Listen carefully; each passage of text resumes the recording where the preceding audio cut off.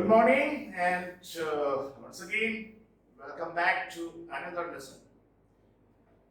Today's lesson is on, as you can see on the screen in front of you, ancient Greek literary artists, literary figures. Shall we start without losing much time? First one, Homer, and he was one of the greatest literary artists of classical Greece. What is classical Greece? Between 510 BCE and 323 BCE, the year when Alexander the Great died. And between 323 BCE and 146 BCE is known as Hellenistic civilization. Before that, Hellenic civilization. Remember that? Okay. Let's go. Homer's two famous epics, Iliad and Odyssey, had great influence on the Renaissance movement. Okay. Let's look at a couple of his works. First, Iliad. I'm not going to spend much time on this because Iliad contains the most important events of the 10th year of the Trojan War between the Trojans and the Greek. Okay. In bracket, you see this epic is written in dactylic hexameter. Now you may ask me, so what it is? Don't worry. I am not going to explain that now because we have a separate lesson on meters in poetry. I have already told you what Iliad is all about. Let's continue. Certain things appear on the screen. That's for you to write down. And I will be speaking to you the most important points from the examination point of view. The rest that appears on the screen is for you to write down. Okay. Now, this is important. Where does the name Iliad come from? Iliad is or was an alternate name for Troy. So, Iliad means what? Things about Iliad. That's the meaning of Iliad. Okay. And in this war, in the Trojan War, the most famous hero was Achilles. I have already told you about him. Next work, Odyssey. This is about the events, the adventures of Odysseus. In English, Ulysses, who returns from the Trojan War, and he takes around 10 years to reach back his kingdom Ithaca and his wife Penelope and his son Telemachus. So Odyssey consists of all those events. Okay, next important writer, Hesiod, and he was a contemporary of Homer. His most important work, Theogony. What is this? In this book, he discusses the origin of the universe and the origin of the gods and goddesses. We have already seen that too in our first lesson. Next, Vogues and Days. This is a kind of advice given to the people on certain important areas of life, and it has about 800 lines. What is the advice that he gave to the people around him at that time? It is there. It's some myths and fables are discussed, and advice on how to cultivate virtues in us, and some advice to farmers how to cultivate how to do their farming, and then some advice to people who go on voyages, etc. And which month of the year is very important, and what should be done during a particular day of the month. These are the things discussed in this point. Okay, we continue. Everything I have already told you. This is for you to write down. I have given more details there so that you don't miss anything. You can write down. Now, the next writer, very important, is Aeschylus. Aeschylus is known as the father of tragedy. You please note this down. Questions are asked from this. Who is the father of tragedy? Aeschylus.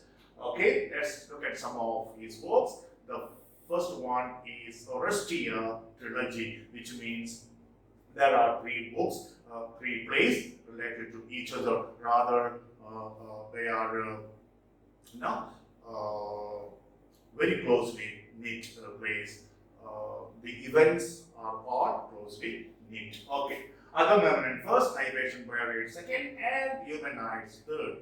We will have a quick look at each one of these. Agamemnon, you know, he was the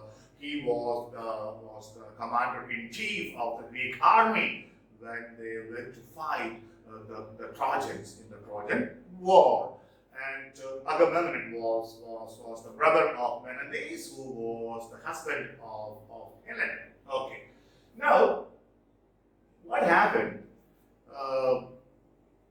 When they were about to set sail for Troy, the weather was not very favorable. So what did Agamemnon do? In order to please the gods and goddesses, he sacrificed his own daughter Iphigenia. He sent a message to his wife, Clytemnestra, that Iphigenia's marriage is more or less arranged with the prince, so please send her here. And the mother sends the daughter, and when the daughter reaches, Agamemnon sacrifices her to the gods and goddesses. This infuriated Clytemnestra naturally, and she waited for the return of Agamemnon to take revenge for the death, for the sacrifice of her daughter. And she, along with her lover, Aegisthus, murdered Agamemnon when he returned. Okay, if you want to know more about it, you can go to Google and find out. Okay, now what is libation Boreas? This is a continuation from Agamemnon. This play is about Orestes, the son of Agamemnon, taking revenge upon his mother Clytemnestra for killing his father. Very strange indeed. Okay, now he takes the help of his sister Electra and his friend Pylades. With their help, he kills Clytemnestra. So all those events are there in this play, which is a play, Libation Boreas. Okay. Next, Eumenides. They are Furies. And once Orestes killed his mother, the Furies became very angry. They were very revengeful.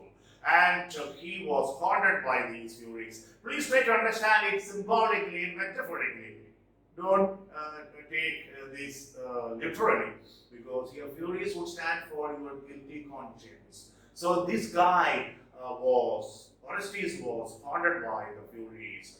And he was so tired and on the verge of madness, he went to Apollo, God Apollo, and asked for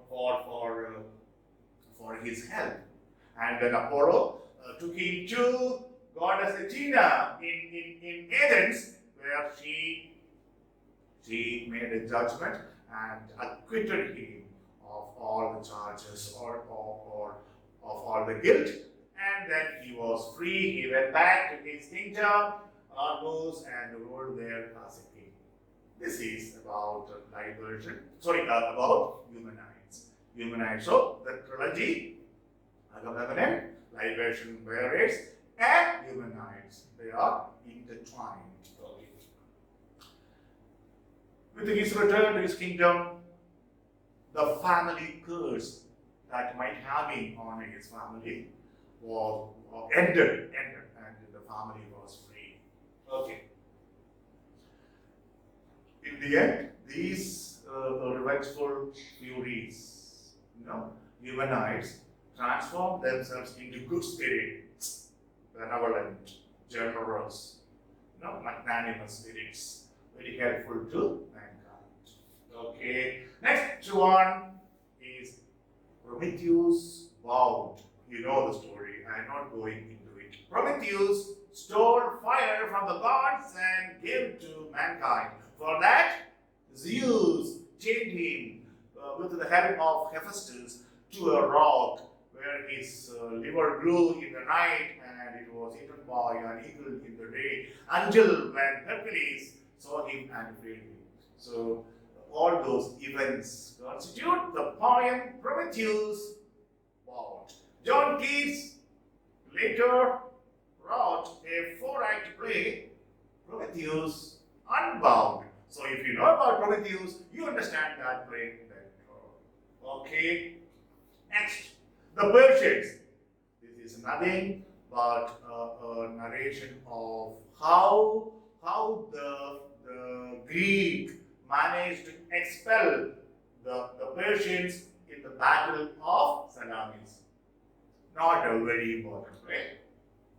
We come to the next important Greek literary artist, Sophocles.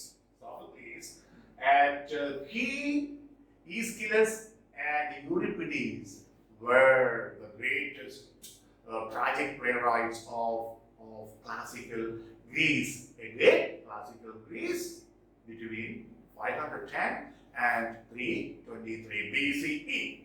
Good. Let's take his first play, Oedipus the King or Oedipus Rex. Now, please, if you want to know all the details about this play, you have to do some homework. And you ought to do. I will give you the briefest summary. What is the summary? In this play, Oedipus, the king of Thebes, before he became the king of Thebes, unknowingly killed his own father, Laius, who was the king of Thebes, and married his own mother, Jocasta. And when he discovered this truth, he pulled out his eyes, became blind voluntarily, and then left his kingdom. All these events constitute this play, Oedipus the King or Oedipus Rex. All the details, how it all happened, you please read and find out. This is the story. Now, Oedipus at Colonus. This is a continuation. Once Oedipus left his kingdom, Thebes, he went to, or he was given a shelter in Colonus. The king of Colonus, Athens. Colonus was a place in Athens, and the king of Athens was Theseus. You know, Theseus. He was the one who killed the Minotaur of King Minos on the island of Crete. Understand? Okay, now you know. Once you know Greek mythology and characters and gods and goddesses and heroes and heroines, easy to understand many texts. You know, our 2020 Nobel Prize winner for literature, Lewis Clark, has relied upon Greek mythology a lot in order to communicate her ideas and show the relevance of modern times. Okay, or the relevance of those mythological events to the modern times. So it's important. Okay, and what happened? These Oedipus, just before his death, accompanied by Theseus, went to a place, woods, and there was a grove. He just walked into the grove, and nobody knows how he died. But it is believed Theseus knew how he died, and he took his body and buried it somewhere in Athens, because that was considered as a good omen. Okay. Next one, Antigone. Antigone is the tragic story of the eponymous character Antigone, one of the daughters of Oedipus. Oedipus had many daughters and sons. One of the daughters was Antigone. Now, she kills herself in the prison. Why? Very quickly I'll tell you. Antigone's brother, that is her Oedipus' son, Antigone's brother, rebelled against the king of Thebes. When Oedipus left Thebes, his wife's brother, Jocasta's brother, became the king of Thebes. His name was Creon.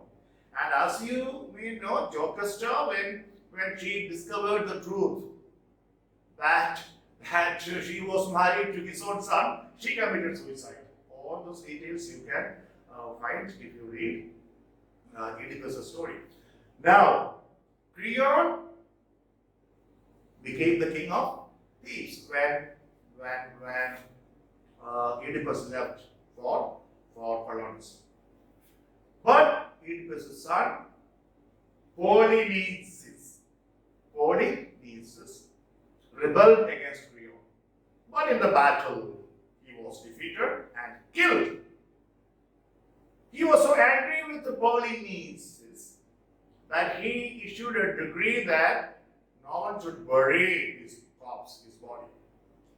But you know Antigone, his own sister, could not bear her brother's body just decaying there in the open. So she secretly buried him. When Creon came to know about it, he imprisoned her and sentenced her to death. But before the execution, she hanged herself. All those events are there in this play, Antigone. Okay. Fifth one, Euripides. Euripides was a great tragedian, and his works, Medea, you know Medea, who helped Jason in his hunt for the golden fleece, the fleece of the golden ram. Okay.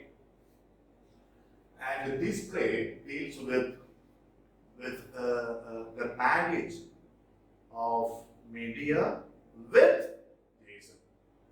Medea helped Jason to get the golden fleece from her own father. And then they ran away from the kingdom and they got married. But their marriage had a lot of problems. And this play deals with all the sufferings of Medea. Okay. Now we continue. Next one is Electra. It is a story of Electra, daughter of Agamemnon. Another daughter of Agamemnon who helps her brother Orestes to kill her mother, because she, in cahoots with Aegisthus, killed their father. So here Electra's life and the problems in her life are all narrated in this play. Okay. Next. Trojan women. This is about the sufferings of Hecuba, Priam's wife, the queen of Troy, and the women associated with Hecuba and their sufferings, okay, after the Trojan War. And war is seen as a barbarous act in this play, Trojan women. Next, yeah, I already told you what it is. Okay, this is about the sufferings of the people of Troy after the Trojan War. You can write down these novels. Other important plays are Hippolytus, Hecuba, and the Bacchae. Aristophanes, next important writer, father of comedy, father of tragedies, Aeschylus. Father of comedy is Aristophanes. Remember that? Now, his most famous play is a comic masterpiece, Lysistrata. Who was Lysistrata? Okay. The name means destroyer of war. Let us see.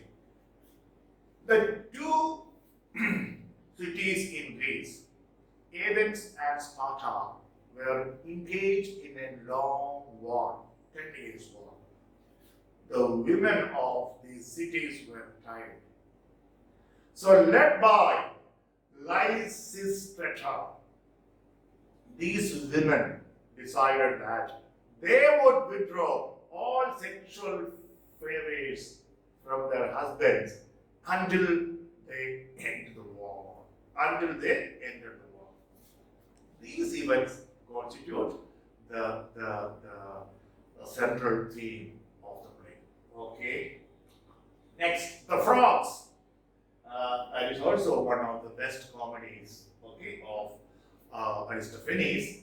What is the play about? You know, this is concerned with the journey of Dionysus, the god of wine in Roman. His name is, in Roman mythology, his name is Bacchus. Okay, he goes to the underworld to retrieve whom? Euripides, who had died a year before this play was written. That is the story of the frogs. Next, some other works. The clouds, the wasp, the birds, and the women at the Thesmophoria festival. Thesmophoria festival, you remember? A festival in honor of Demeter and her daughter Persephone. Lewis Clark uses these characters in one of her collection of poems. Okay. Next, Thucydides, some pronounce Thucydides. He was the greatest of Greek, ancient Greek historians, and he has given us the history of the Peloponnesian War. This was the struggle between the Athens and Sparta, 10-year long war. Okay, where Lysistrata led the women and withheld the sexual favors from their husbands. Okay, that's all about him. And the next important character here is Demosthenes. Demosthenes. He was a great Greek statesman as well as one of the greatest orators. Okay, Demosthenes. You know these pronunciations of these Greek names. There are many, you know, like Greek pronunciation is one way, French another, British one way, American another. So you can adopt any one of these. I am sticking to British pronunciation mostly. Okay. This is something more about him. His speeches provide us with some kind of understanding of the economic, social, and political conditions of the period. Okay. Theocritus, he was the father of pastoral poetry, bucolic poetry. What is bucolic poetry or pastoral poetry? Poetry dealing with in simple words, rural life, common people, their sufferings, their love, their hopes, their dreams, their frustrations. Shepherds and shepherdesses falling in love, music playing, sitting by the side of the river, listening to the birds, playing their flute, all sorts of things. You know, rural, that pristine life, and the innocence of these pristine people are celebrated or is celebrated in these pastoral poems or bucolic poems. Okay.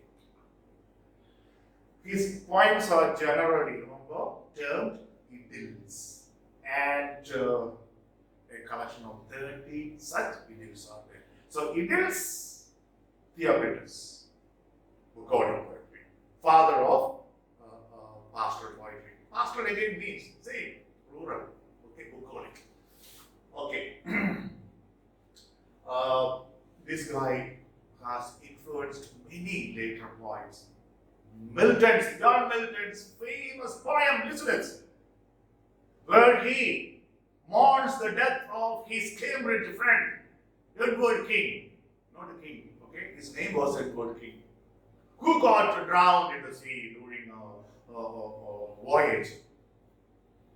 And then he wrote a famous poem, Lycidas.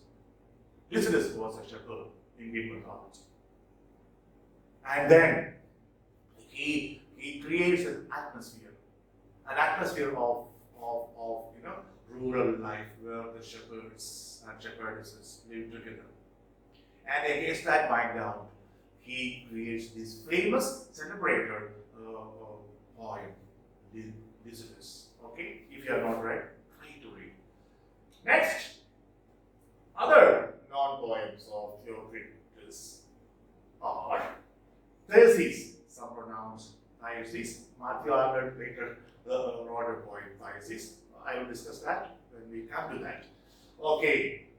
Then this is what? This is a lament. This is a lament for the shepherd. For the shepherd, Daphnis. The shepherd Daphnis fell in love with a girl and she never returned. Girl means shepherdess. She never returned his love. So he died of grief. That is it. Daphnis, the original shepherd, poet who died of unrequited, not returned love. Okay. Then another one, not very important, Cyclops. This is a very humorous story of an ugly person, ugly Cyclops. Polyphemus, trying to win our nymph, Galatea. Who are these nymphs? Nymphs, were kind of inferior deities.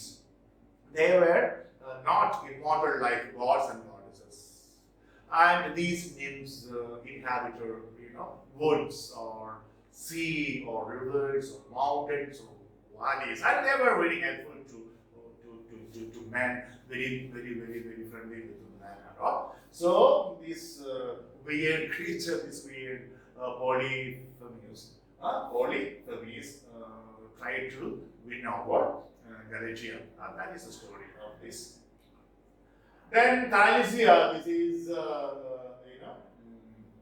Idyll 7. Okay, it describes a festival. That's all. Now Plutarch, Plutarch was very famous for writing the biographies of others, and he influenced the evolution of the essays, okay, and the historical writing in Europe later on. Plutarch had a great influence on the evolution of essays, biography writing, and also historical writing. Okay. Next, his most important book, Parallel Lives. Shakespeare had borrowed a lot from this book. What is it about? It talks about the greatest of Roman or Greek soldiers, statesmen, and legislators, orators, etc. And it is from there Shakespeare borrowed a lot of plot for his different plays, Julius Caesar or Macbeth or Antony Cleopatra. Okay. Now another one, morality or ethica. This is a collection of essays on certain ethical, religious, political issues or topics. Okay. Now the next one, Cassius Longinus. Pronunciation is very funny, right? Not Cassius, it is Cassius Longinus. He was a politician. And remember one thing from the examination point of view, who is the author of On the Sublime? In many exams, this is asked. Cassius Longinus is considered to be the honor. What is this one? This is a seminal work on literary criticism. That's why this is famous. We will look at this later on when we make a survey of literary criticism from ancient Greece to the postmodern period. Very brief survey. We need to. So everything evolves. You know what happens with most of us is, or with most of the students, is that it's not their fault. You know, without really having a systematic understanding of the systematic development, gradual development of any movement, literary movement, we can't understand the text. So that's why I am taking you through Greek mythology. From Greek mythology, through gods and goddesses, heroes and heroines, muses, ancient Greek philosophers, and then literary artists, then Roman literary figures. We go this way. And when I talk about literary theories, I will take you again from the ancient to the postmodern. So you have a complete, comprehensive picture of whatever you are dealing with. Okay? Now, this is important from the examination point of view. That's it. How much time have I taken? Yeah, 30. I want to give it 30 minutes, not more than that. Some classes might go. Anyway, I'll try my best. That's why you must take down the notes there. You can pause your video, write down the notes. You must have a separate big, maybe sort of like a book where you write down Greek mythology, gods and goddesses, heroes, heroines, muses, okay, ancient Greek philosophies, literary artists, Roman literary figures. In this way, you must have a systematic notebook where just before your examination, you just turn the pages, you get the points, and you use some colored pencil or pen, underline. You remember the questions that I asked you to remember the areas that you have to focus on for your examination, and these lessons are not only for your entrance examination for MA, for NET and JRF. These are the areas they question, please. Okay then, until we meet for another lesson. It is all bye from Joseph sir. Take care, stay healthy, be happy. Okay.